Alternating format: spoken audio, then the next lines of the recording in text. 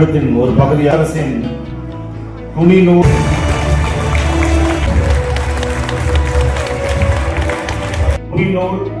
மற்றும் கடற்படையின் முதன்மை செயலாளர் ஐஏஎஸ் அவர்கள்,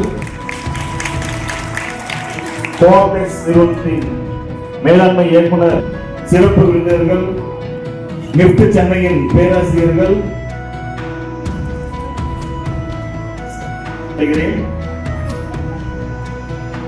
கைத்தறி என்பது வெறும் துணி நூல் அல்ல. ஒரு கைத்தறி துணியின் பின்னால் ஒரு நெசவாளரின் மிகவும் முக்கியமானதாகும்.